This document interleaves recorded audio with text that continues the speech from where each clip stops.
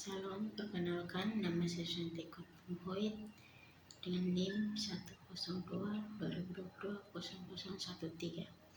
Saya salah satu mahasiswa yang lingkupan Prodi Pendidikan Anak Usia Dini.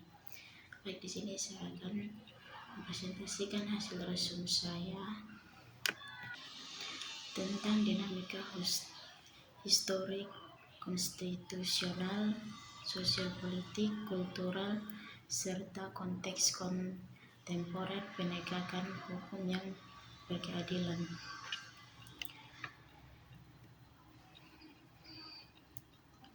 Thomas Hobbes dalam bukunya Leviathan pernah mengatakan Homo homini lupus, artinya manusia adalah serigala bagi manusia lainnya. Manusia memiliki keinginan dan nafsu yang berbeda-beda antara manusia satu dengan manusia yang lainnya. Nafsu yang dimiliki manusia ada yang baik, ada nafsu yang tidak baik. Inilah salah satu argumen mengapa aturan hukum diperlukan. Kondisi yang kedua tampaknya bukan hal yang tidak mungkin bila semua masyarakat tidak memerlukan aturan hukum. Namun, Cicero pernah menyatakan ubi societas ibi ius, artinya di mana ada masyarakat di sana ada hukum. Dan kata lainnya, sampai saat ini hukum masih diperlukan, bahkan kedudukannya semakin penting. Tujuan negara Republik Indonesia dapat kita temukan pada pembukaan Undang-Undang 1945, yakni pada alinea keempat sebagai berikut. Untuk membentuk suatu pemerintahan negara Indonesia melindungi segenap bangsa Indonesia dan seluruh tumpah darah Indonesia, dan untuk memajukan kesejahteraan umum, mencerdaskan kehidupan bangsa, dan ikut melaksanakan ketertiban dunia yang berdasarkan kemerdekaan, perdamaian abadi, dan keadilan sosial. Alasan mengapa diperlukan penegakan hukum yang berkeadilan terdapat 6 agenda reformasi. Satu di antaranya adalah menegakkan hukum dari sebanyak tuntutan masyarakat. Beberapa sudah mulai terlihat perubahan ke arah yang positif, namun beberapa hal masih tersisa. Mengenai penegakan hukum ini, hampir setiap hari media massa baik elektronik maupun cetak menayangkan masalah pelanggaran hukum baik terkait dan masalah penegakan hukum yang belum memenuhi rasa keadilan masyarakat maupun masalah pelanggaran HAM dan KKN. Untuk menggali sumber historis, sosiologis, politik tentang penegakan hukum yang berkeadilan di Indonesia dapat melaksanakan tugas dalam bidang ketertiban dan perlindungan warga negara, maka disusunlah peraturan yang disebut peraturan hukum. Peraturan hukum mengatur antara hubungan antara manusia yang satu dengan manusia yang lain, di samping pengaturan hukum manusia atau warga negara dengan negara, serta mengatur organ-organ negara dalam menjalankan pemerintahan negara. Ada pembagian besar hukum. Hukum yang pertama, hukum privat, ialah hukum yang mengatur hubungan antar manusia individu yang menyangkut kepentingan pribadi, misalnya masalah jual beli, sewa, menyewa, pembagian waris. Sedangkan hukum yang kedua tentang hukum publik, yaitu hukum yang mengatur hubungan antara negara dengan organ negara atau hubungan dengan negara perseorangan yang menyangkut kepentingan umum, misalnya masalah perampokan, pencurian, pembunuhan, penganiayaan, dan tindakan kriminal lainnya.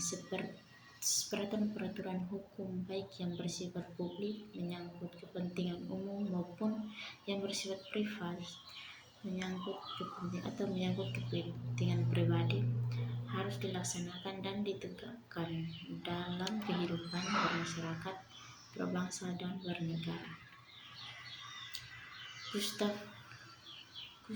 Radhusch, seorang ahli filsafat Jerman, menyatakan bahwa untuk menegakkan hukum ada 3 unsur yang selalu harus diperhatikan, yaitu unsur keadilan, yang kedua unsur kemanfaatan, yang ketiga unsur kepastian.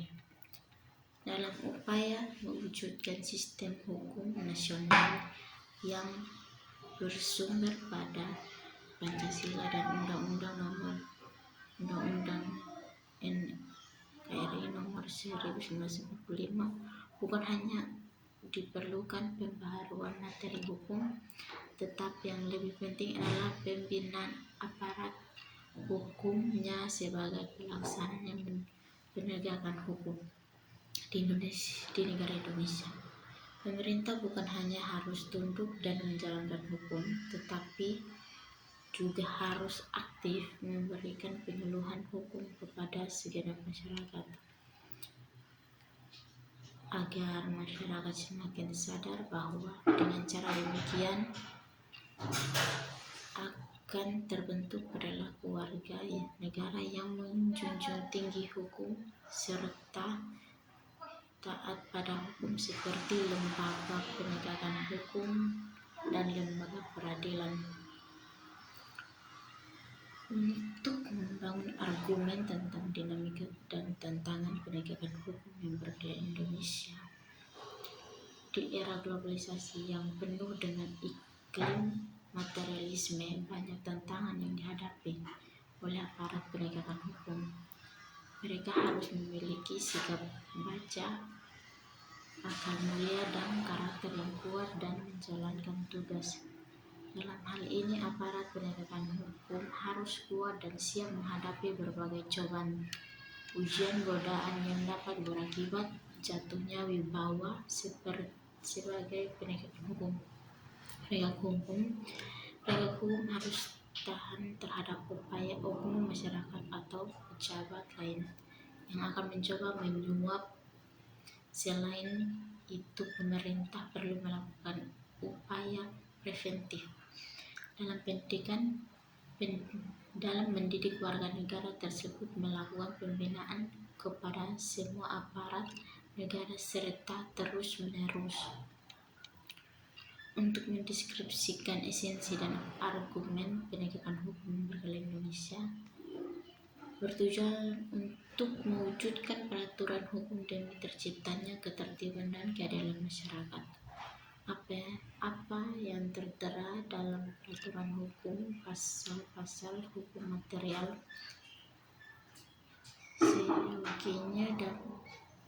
selebihnya dapat terwujud dalam proses pelaksanaan atau penegakan hukum di masyarakat. Dengan kata lain, penegakan hukum pada dasarnya bertujuan untuk meningkatkan ketertiban dan kepastian hukum dalam masyarakat, sehingga masyarakat merasa memperoleh perlindungan dan hak-hak dan kewajibannya.